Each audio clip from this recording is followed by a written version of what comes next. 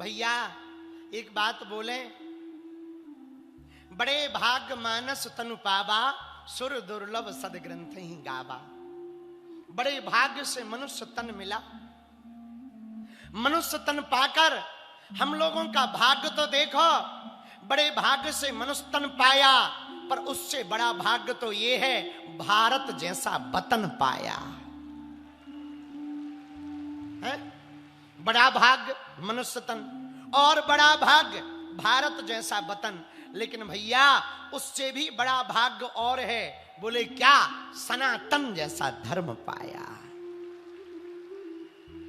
पहला सौभाग्य मनुष्य तन, दूसरा सौभाग्य भारत जैसा वतन, तीसरा सौभाग्य सनातन जैसा धर्म, और चौथा सौभाग्य कि सनातन में होकर भगवान की कथा सुनने का परम सौभाग्य पाया।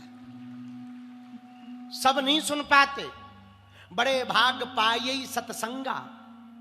रामायण में लिखा बड़े भाग्य से सत्संग मिलता है। सबको सत्संग नहीं मिलता। ना ना ना, जा पर कृपा राम की होई, ता पर कृपा बिनु सत्संग विवेक ना होई, पर राम कृपा बिनु सुलभ ना सोई। राम जी की कृपा के बिना सत्संग प्राप्त नहीं होता भैया। देखो कई लोग ऐसे हैं इसी बांदा में, हमीरपुर में, करतल में, नरेनी में, चित्रकूट में, महोबा में, सतना में, रीवा में, पन्ना में, छतरपुर में, सब नहीं आ पाए। कौन आ पाया? जिसे भगवान ने बुलाया है। इसी बांदा में कई लोग घर पे टीवी पे देख रहे और रीलें डाल रहे और पोस्ट डाल रहे। पहले के जमाने में कुछ राक्षस होते थे, यज्ञ होती थी तो हड्डी डालते थे। आज के जमाने में पोस्ट डालते। समझ गए हम क्या कहना चाह रहे? इसे हमारी अंग्रेजी में कहते हैं सेम टू यू माय बेटा। तो सब नहीं आ पाए। कौन आ पाया? जिसे भगवान ने बुलाया। रामायण में गोस्वामी जी ने लिखा, बिनु सत्संग विवेक न होई,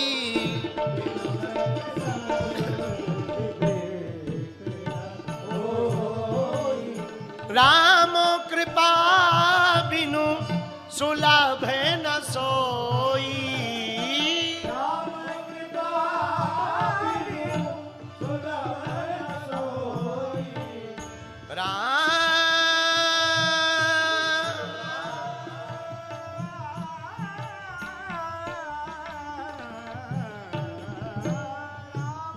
कृपा बिनु सुलभ न सो। गाइए गाइए, राम कृपा बिनु दोनों हाथ उठा के, सीताराम सीताराम सीताराम।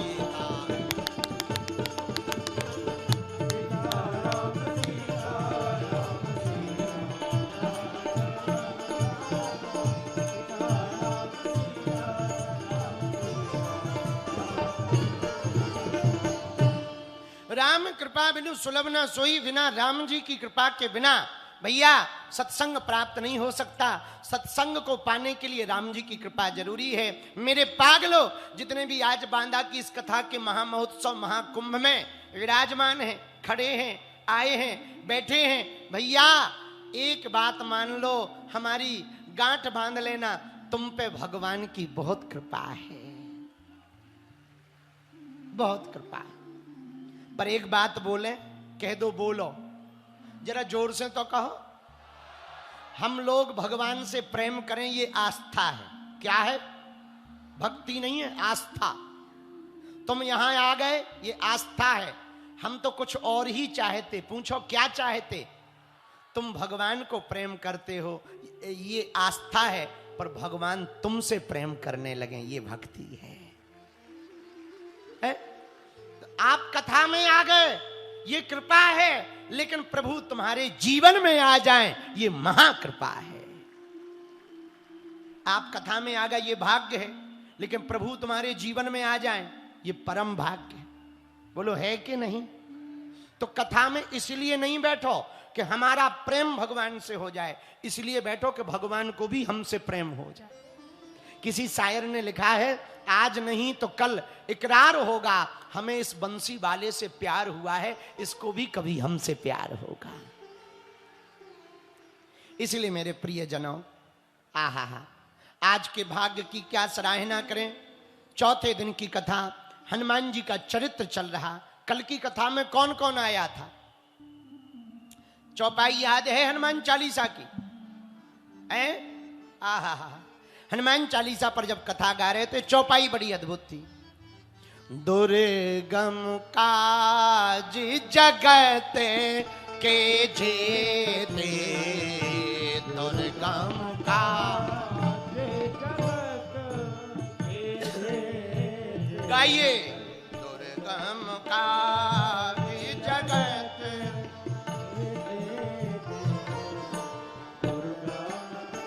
गाइए गाइए। सुगम अनुग्रह तुम्हारे तेते,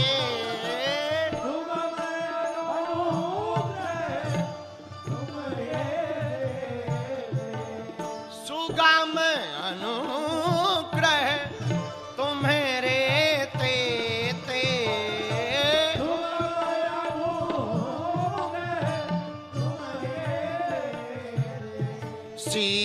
सीताराम सीताराम जय सीताराम।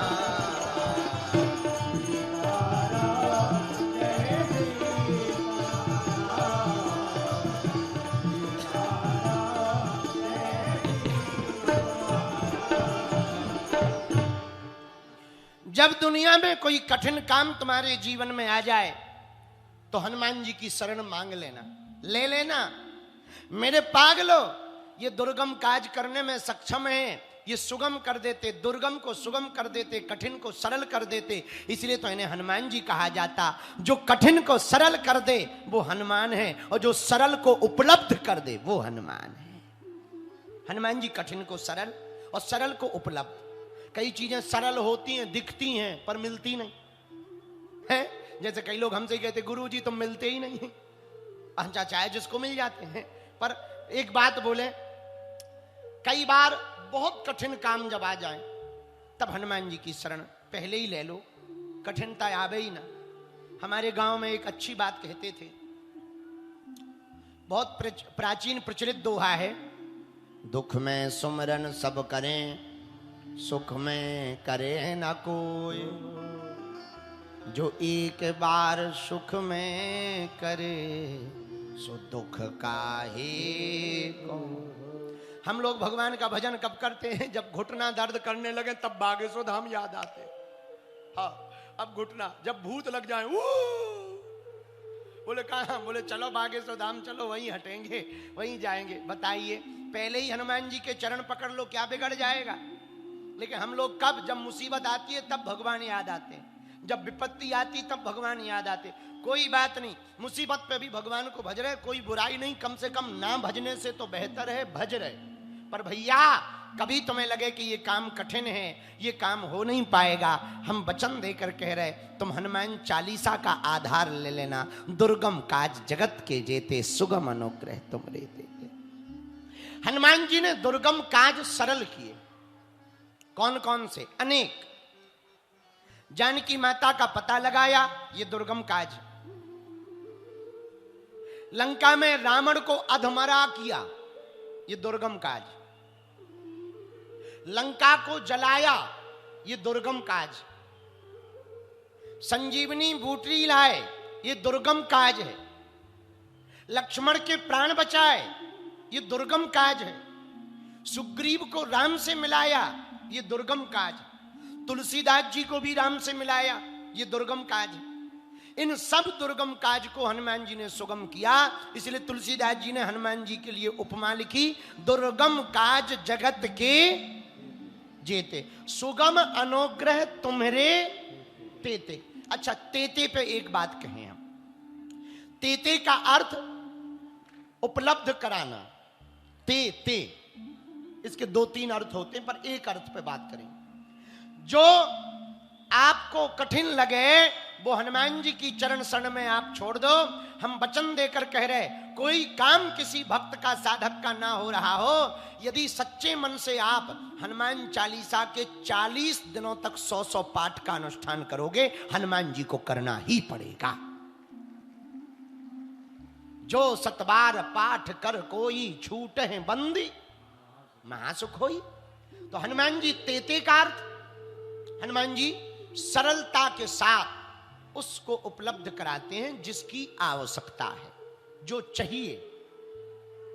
आहा, उत्तर प्रदेश की एक घटना है। ट्रेन गाड़ी रेलगाड़ी चलाने वाला एक बालक, उसका नाम पवन था, ट्रेन का ड्राइवर, पवन नाम। गांव में जन्म हुआ, रेलवे का पायलट, रेल का पायलट बना, ट्रेन चलाता, ट्रेन से आता जाता, लेकिन हनुमान जी की भक्ति कर करके वो रेलवे का ड्राइवर बना। हनुमान जी की भक्ति में बड़ा मन लगता उसका। रातों भर हनुमान जी के लिए बैठा रहता। सुबह से पहले हनुमान चालीसा पढ़ता, दर्शन करता, फिर स्टेशन जाता, फिर रेल चलाता, शाम को आता, फिर दर्शन करता, चाहे जितने बज जाए, समय बदलता रहता। रात को भी पूजन जप तप करता। धीरे धीरे उसका मन संसार से दूर होने लगा। आहा, हुआ क्या? कुछ दिन बाद उसके मन में वैराग्य जागृत हुआ। तो गांव जंगल में था, जंगल के बीच में हनुमान जी का मंदिर था, वो मंदिर में जाके बैठ गया। अब उठा ही नहीं। 1 दिन 2 दिन 3 दिन वहीं बैठा रहा, नींद आए सो जाए, वहीं बैठ के जप करे। घर वाले बड़े परेशान, गालियां देवे। अच्छा, घर वाले तो घर ही वाले होते हैं, उनका तो एक ही काम है, हाँ, कमाओ धमाओ, काम के ना धाम के, दुश्मन अनाज के। कुछ कमाओ, जाओ भाई, नौकरी करने जाओगे तभी तो मिलेगा, जब मिलेगा तभी तो हम लोगों का पेट चलेगा। तो खूब गाली गलौज करे। पर वो बेचारा सीधा सरल सज्जन आदमी कुछ बोला नहीं। प्रतिदिन भगवान का भजन करे, हनुमान जी का भजन करे। रेलगाड़ी चलाने नहीं गया। घर वाले रोने लगे, माता जी रोने लगी, गाली दी, मारपीट की, पर वो घर ही ना जाए, मंदिर में हनुमान जी की भक्ति में लीन हो गया। 5-6 दिन बाद उसे होश आया। बिल्कुल सत्य घटना सुना रहे। 5-6 दिन बाद उसको होश आया कि हम रेलगाड़ी चलाने नहीं गए, सरकार की वेतन मिलेगी, व्यर्थ की वेतन होगी। एक काम करते हैं, इस्तीफा दे देते हैं। स्टेशन मास्टर के पास गया, जेब से इस्तीफा निकाला कि क्षमा करो, हम अब रेलगाड़ी चलाने नहीं आ पाते हैं, 6 दिन छुट्टी रही, अचानक से आ नहीं पाए, आगे भी हम आ नहीं पाएंगे, हमारा इस्तीफा स्वीकार कर लो, हमसे भूल हो जाती है, इसलिए हम व्यर्थ की बेफिजूली की वेतन नहीं लेना चाहते, आप हमारा इस्तीफा स्वीकार कर लो। पता है क्या बोले? स्टेशन मास्टर बोला, पागल हो क्या? तुम कह रहे 6 दिन से रेलगाड़ी चलाने नहीं आए? अरे रोज तो तुम रेलगाड़ी चलाने आते हो, अभी अभी तो थोड़ी देर पहले तुम रेलगाड़ी छोड़कर गए हो, इंजन को छोड़ करके गए हो, अभी अभी तुम हस्ताक्षर करके गए हो, और तुम कह रहे हम 6 दिन से नहीं आ पाए। तुम्हारा दिमाग तो ठीक है, अभी अभी तो गए, यही कपड़े पहन के गए। उसने कहा, आपको गलत फहमी हुई होगी, हमारा शरीर आपको दिखाई पड़ रहा कि हम रेलगाड़ी, देखो दाढ़ी बढ़ गई, हमें ध्यान ही नहीं है, हम आए ही नहीं, मंदिर पे रहे। स्टेशन मास्टर बोला, तुम पागल हो गए, तुम्हारा मानसिक स्थिति ठीक है जो इस्तीफा लेके आ गए? अरे रोज तुम रेलगाड़ी चलाने आते हो। उसने कहा, जरा रजिस्टर दिखाओ, हम अपने हस्ताक्षर चेक करें। जैसे ही रजिस्टर उठाया, उसने अपने हस्ताक्षर देखे, उसकी आंखों से टप टप आंसू बहने लगे। कोई और नहीं, हम मंदिर में हनुमान जी की पूजा करते रहे और हमारे बदले हनुमान जी ड्यूटी निभाते रहे। वाह, धन्य है, धन्य है, धन्य है। इतना सुनते ही जब उसने रजिस्टर में 6 दिन के हस्ताक्षर देखे, ये हस्ताक्षर हमारे अलावा कोई नहीं बना सकता, ये हमारे साइन हैं, लेकिन इनको हमारे अलावा यदि कोई बना सकता तो केवल हनुमान जी बना सकते हैं। शायद उनसे रहा नहीं गया होगा, हम वहां पूजा करते रहे, वो यहां रेलगाड़ी चलाने आ गए। ऐसी अनेक घटनाएं, सत्य घटनाएं कलयुग की हैं, कलयुग की, जहां हनुमान जी साक्षात दर्शन दिए। भैया जितने भी श्रोता यहां बैठे, हम हाथ जोड़कर प्रार्थना करेंगे, भैया 7 चिरंजीव हैं पृथ्वी पर। अस्तुत्थामा बलर्व्यासो हनुमानश्च विभीषणः कृपा परशुरामश्च सप्तैते चिरजीवनः। 7 चिरंजीवियों में एक हनुमान जी भी चिरंजीवी हैं, आज भी हैं, अभी भी हैं। जो हनुमान जी की भक्ति करेगा हनुमान जी उनको आभास भी देंगे, दर्शन भी देंगे, मिलेंगे भी। हनुमान जी तो कलयुग में भी है, साक्षात है। हम औरों की क्या कहें, अपनी ही सुनाते हैं। भैया जिनकी तुम कथा सुनने आए ना, जिनको आज बागेश्वर बाबा कहा जाता, पूरी दुनिया के लोग जानते, टीवी में आ जाते, हम चाहे जहां पहुंच जाते, बड़े बड़े लोग, बड़े बड़े प्रधानमंत्री, राष्ट्रपति हमारे धाम आ रहे, मिल रहे। पर भैया हम अपनी औकात जानते हैं। मुझे कौन पूछता था, तेरी बंदगी से पहले मैं खुद को ढूंढता था, इस जिंदगी से पहले है? आज जरूर बड़ा नाम हो गया। जी हैं, प्रवीण जी ने हमको यहां बुला लिया, हमें हेलीकॉप्टर भेजे जाते, हवाई जहाज भेजे जाते लेने के लिए। भैया हमें अपनी औकात पता है। टूटी साइकिल नहीं हमारे पिताजी को जूझी, टूटी साइकिल से चप्पल नहीं खरीद पाए। लाइलॉन की चप्पल आती थी 20 रुपया 22 की, वो नहीं खरीद पाए। कुर्ता नहीं कभी खरीद पाए। एक ही कुर्ता में हमने 3-3 साल गुजारे। हमारी माता जी, ये कोई हम तुमको 20-40 साल पुरानी बात नहीं सुना रहे, मात्र 15 साल पुरानी बात सुना रहे। भैया हमारी माता जी अभी भी है।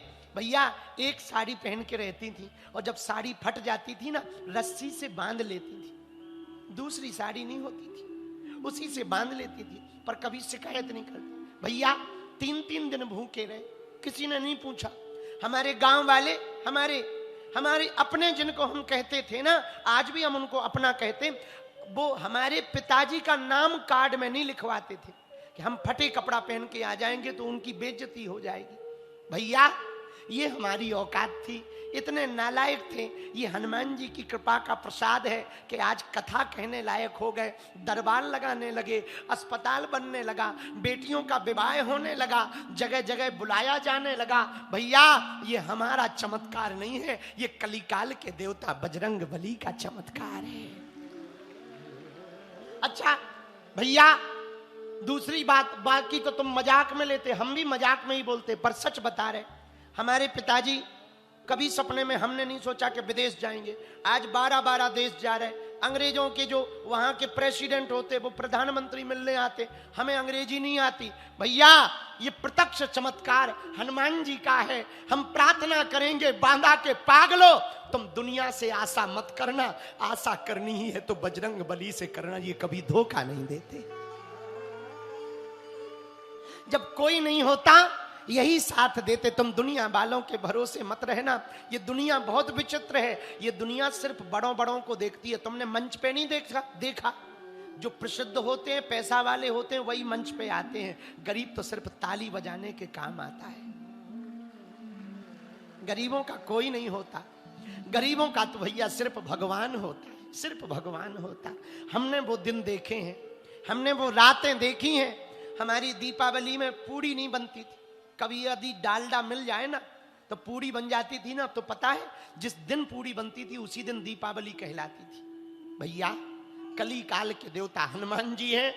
बुंदेलखंड वासियों, बांदा के पागलों, जितने भी लोग जहां जहां हमारी कथा सुन रहे, हम तुमसे हाथ जोड़ करके कहेंगे, हमने वो अंधेरी रातें, वो बुरे दिन, वो भीख मांगकर हमने दिन गुजारे। भैया हम प्रार्थना करेंगे तुम भी दुनिया पर भरोसा मत करना, बजरंग बली पर भरोसा करना, ये तुम्हारे दिन बदलेंगे। तुम्हारे बच्चों के दिन बदलेंगे। भक्ति का मतलब ये नहीं कि तुम काम छोड़ो, खूब काम करो, खूब कमाओ, भगवान जय जय करे। भैया पता है हम बेटियों का विवाह क्यों करवाते? हमारी खुद की बहन की शादी में हमें 20,000 रुपया उधार नहीं मिले। आज लोग हमको दानी समझते, हम कोई दानी वानी नहीं है, कोई परोपकारी मत समझना। हिंदू हमें रुपया देते, हमारे चेले हमें चढ़ोतरी देते, हम बेटियों के विवाह में लगा देते। हमारा नहीं है कुछ, लोग हमें दे देते, उसी को हम लगा। कोई आता, जैसे अभी आई ये कर्नाटका से, तो हमने इनको कहा, बड़े आदमी, हमने कहा कि कुछ बेटियों का कन्यादान कर देना। बोले गुरुजी हम 11 बेटियों का कर देंगे। ऐसे ही जोड़ लेते हैं, भगवान कृपा कर देते हैं। हाँ, पर हमको संतुष्टि ये रहती कि भगवान हमारे हाथों से करवा रहा है। तो हमको तुम बहुत ज्यादा दानी वानी मत समझना। हम देखो साफ आदमी है, साफ कहते हैं। हम कभी भी माया छोड़ने के प्रवचन नहीं सुनाते, क्योंकि माया छोड़ने के प्रवचन इसलिए नहीं सुनाते कि हम खुद माया लेकर प्रवचन सुना रहे। तुम्हें कहां से सुनाए है? हम खुद दक्षिणा लेके आए हैं, तुम्हें कहां से सुनाए कि माया बेकार है? काय में बेकार है? भारत को यदि ताकतवर बनाना है तो पहले अर्थ संपन्न बनाना पड़ेगा। देखो जो है सो मुंह पे है, हम साफ साफ कहते हैं, हमें लाग लपेट, तुम आओ हमारे पास या ना आओ, हम तो सीधी सीधी भैया। इसलिए हम माया छोड़ने के प्रवचन नहीं सुनाते कि माया बेकार है, ये है ना ना, माया ही। पैसा सब कुछ नहीं होता, ऐसा कहने के लिए पहले बहुत पैसा होना चाहिए।